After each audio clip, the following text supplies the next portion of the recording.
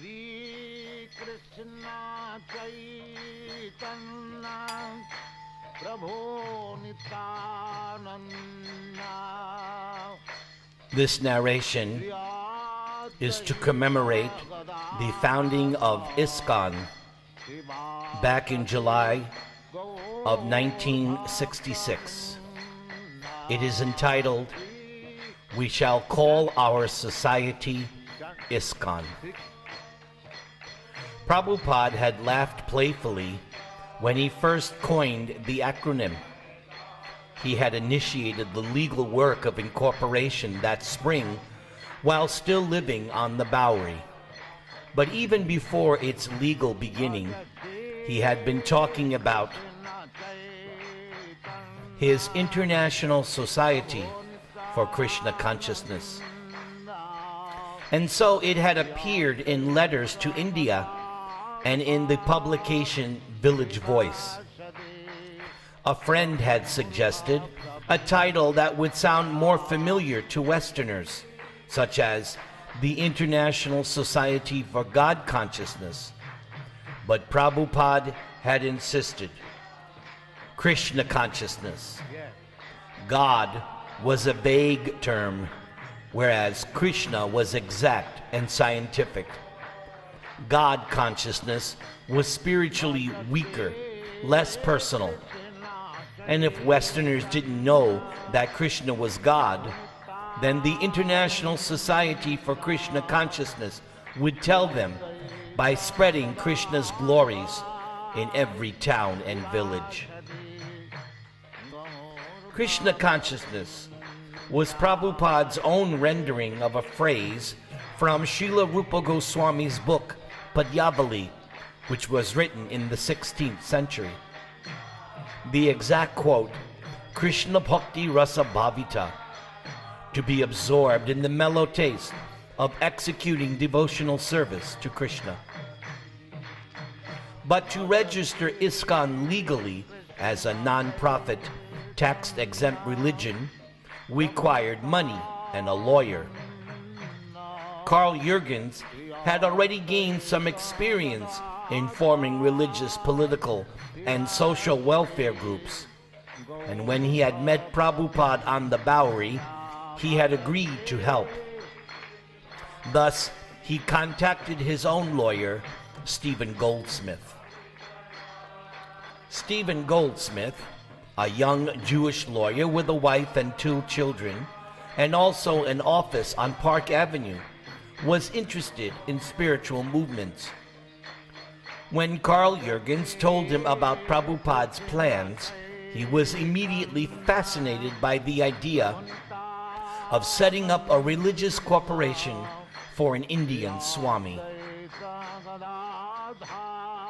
He visited Prabhupada at 26 2nd Avenue, and they discussed incorporation, tax exemption, Prabhupada's immigration status, and Krishna consciousness. Mr. Goldsmith visited Prabhupada several times. Once, he brought his children, who liked the soup the Swami cooked. Mr. Goldsmith began attending the evening lectures, where he was often the only non-hippie member of the congregation. One evening, having completed all the legal groundwork and being ready to complete the procedures for incorporation, Mr. Goldsmith came to Prabhupada's lecture and kirtan in order to get signatures from the trustees for the new society. The date, July 11th, 1966. Prabhupada is lecturing. Mr. Goldsmith, wearing slacks and a shirt and tie, sits on the floor near the door, listening earnestly to the lecture, despite the distracting noises from the neighborhood.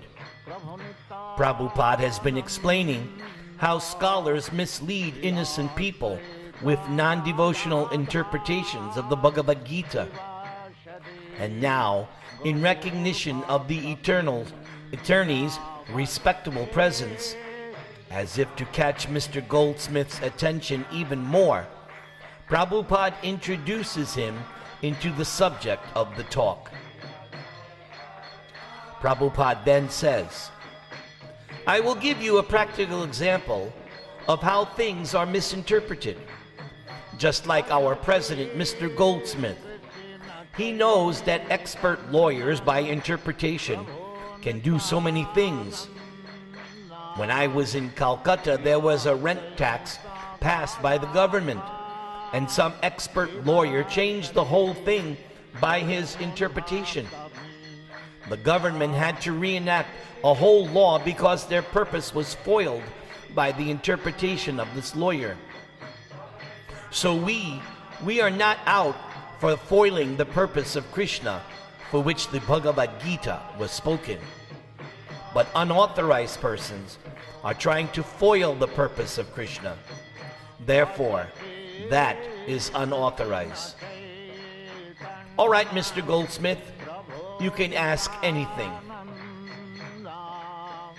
Mr. Goldsmith then stands, and to the surprise of the people gathered, he makes a short announcement asking for signers on an incorporation document for the Swami's new religious movement. Prabhupada speaks up. Yes, they are present here. You can take the addresses now. Mr. Goldsmith responds, yes, I can take them now, yes. Then Prabhupada says, yes, you can, Bill. You can give your address, and Raphael, you can give yours, and Don, Roy, Mr. Green, all of you can give.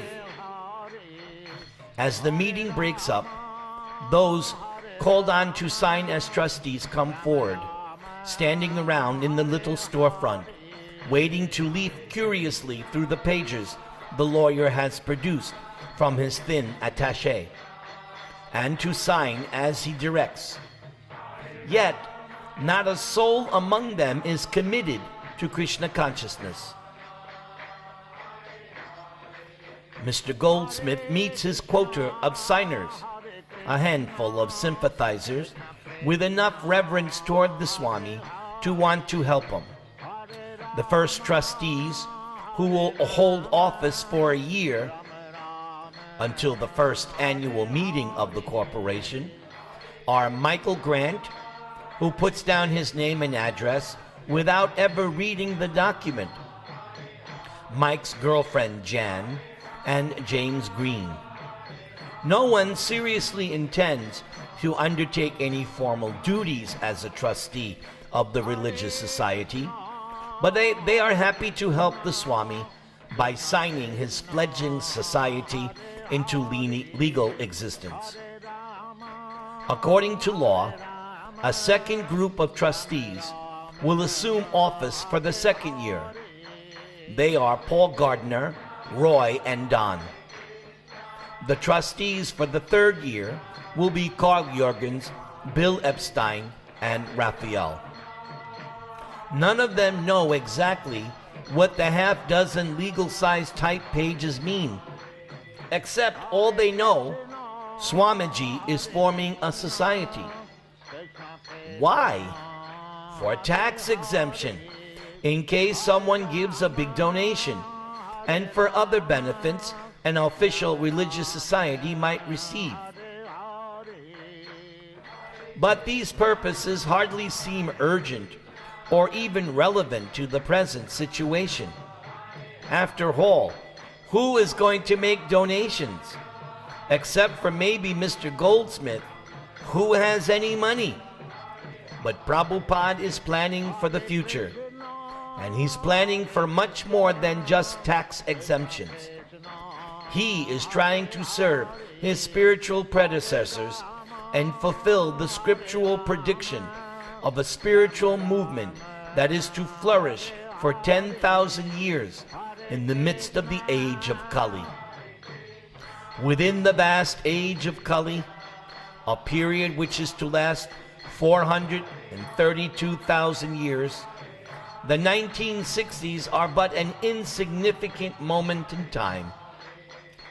The Vedas describe that the time of the universe revolves through a cycle of 4 seasons or yugas, and Kali Yuga is the worst of times, in which all spiritual qualities of men diminish until humanity is finally reduced to a bestial civilization devoid of any human decency.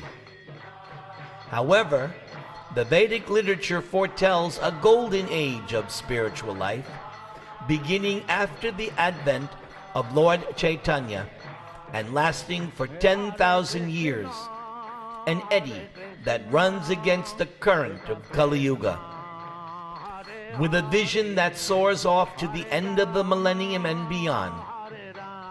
Yet, with his 2 feet solidly on the ground of 2nd Avenue, Prabhupada has begun an international society for Krishna consciousness.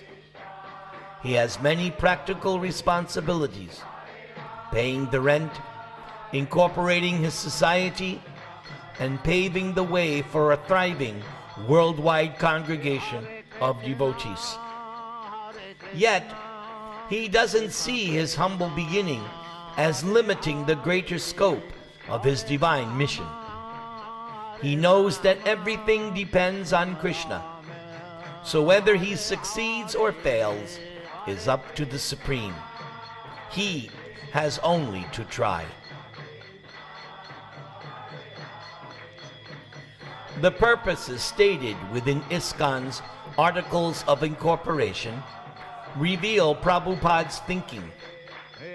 There were 7 points similar to those given in the prospectus for the League of Devotees, which he had formed in Jhansi, India in 1953. That attempt had been unsuccessful, yet his purposes remained unchanged. The 7 purposes of the International Society for Krishna Consciousness, as stipulated by Prabhupada.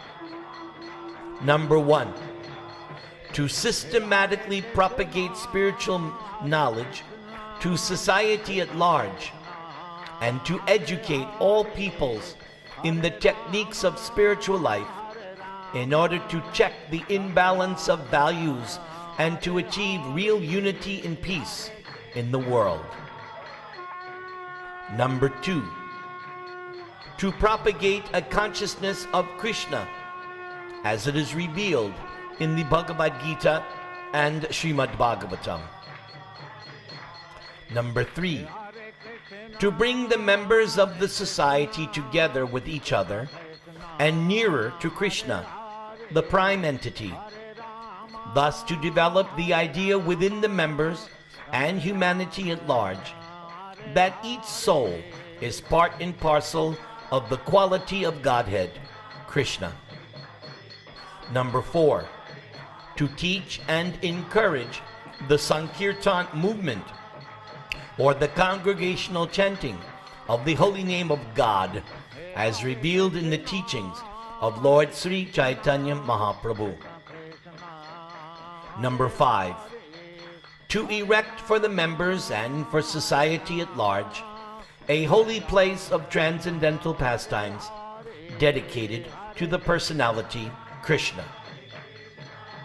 Number 6, to bring the members closer together for the purpose of teaching a simpler and more natural way of life. And number 7, with a view towards achieving the aforementioned purposes, to publish and distribute periodicals, magazines, books, and other writings.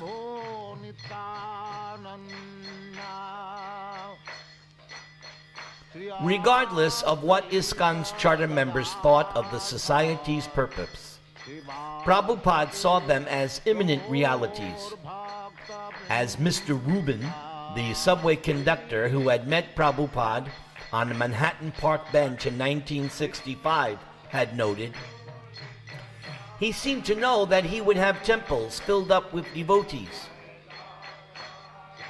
There are temples in books, he said. They are existing, they are there, but the time is separating us from them. The first purpose of the charter was propagation, preaching, was the word Prabhupada most often used. For him, preaching had a much broader significance than mere sermonizing. Preaching meant glorious, selfless adventures on behalf of the Supreme Lord. Lord Caitanya had preached by walking all over South India and causing thousands of people to chant and dance with him in ecstasy. Lord Krishna had preached Bhagavad Gita while standing with Arjuna in his chariot on the battlefield of Kurukshetra. Lord Buddha had preached. Lord Jesus had preached. All pure devotees preach. ISKCON's preaching would achieve what the League of Nations and the United Nations had failed to achieve: real unity and peace in the world. ISKCON workers would bring peace to a world deeply afflicted by materialism and strife. They would systematically propagate spiritual knowledge of the non-sectarian science of God. It was not that a new religion was being born in July of 1966. Rather, the eternal preaching of Godhead, known as Sankirtan, that was being transplanted from the east to the west. The society's members would join together, and by hearing the teachings of Bhagavad Gita and Srimad Bhagavatam, and by chanting the Hare Krishna Mahamantra, they would come to realize that each and every one of us was spirit soul, eternally related to Krishna, the Supreme Personality of Godhead. They would then preach this to humanity at large, especially through Sankirtan, the chanting of the holy name of God. ISKCON would also erect a holy place of transcendental pastimes dedicated to the personality of Krishna. Was this something beyond the storefront? Yes, most certainly. Prabhupada never thought small. He seemed to know that he would have temples filled up with devotees, Mr. Rubin had said. Prabhupada wanted ISKCON to demonstrate a simple, more natural way of life. Such a life, Prabhupada thought of the villages of India, where people lived just as Krishna had lived in Vrindavan. That was most conducive to developing Krishna consciousness. And all 6 of these purposes would be achieved by the 7th. ISKCON would publish and distribute literature. This was the special instruction Srila Bhaktisiddhanta Saraswati Thakur had given Srila Prabhupada. His spiritual master had specifically told him one day in 1932, while at Radhakund in Vrindavan, if you ever get money, publish books. Certainly none of the signers saw any immediate shape to the Swami's dream. Yet these 7 purposes were not simply theistic rhetoric invented to convince a few New York State government officials. Of course, Prabhupada was now working in extremely limited circumstances. The principal place of worship, located at 26 2nd Avenue in the city, country, and state of New York, was the sole headquarters for the International Society for Krishna Consciousness. Yet Prabhupada insisted that he was not living at 22nd 2nd Avenue. He was not living in New York City. His vision was transcendental. His Guru Maharaj had gone out from the traditional holy places of spiritual meditation to preach in big cities like Calcutta, Bombay, and Delhi. And yet, Prabhupada would say that his spiritual master had not really been living in any of those cities. He was always in Vaikuntha, the spiritual world, because of his absorption in devotional service. Similarly, the place of worship, 26 2nd Avenue, was not a New York storefront or a former curiosity shop. The storefront and the apartment had been spiritualized and were now a transcendental haven. Society at large could come here. The whole world could take shelter here, regardless of race or religion. Plain, small, and impoverished as it was, Prabhupada regarded the storefront at 26 2nd Avenue as a holy place of transcendental pastimes dedicated to the personality of Godhead. It was a world headquarters, a publishing house, a sacred place of pilgrimage, and a center from which an army of devotees could issue forth and chant the holy names of God in all the streets in the world. The entire universe could receive Krishna consciousness from the International Society for Krishna Consciousness, which was beginning here in New York City on 26 2nd Avenue. All glories to Shreela Prabhupada. Nama Om Vishnu Padaya Krishna Preshtaya Bhutale Srimate Bhakti Vedanta Swamin Iti Namane. Namaste Saraswati Devi Gauravani Pracharane Nirvishesha Shunyavadi Paschatya Deshatarane.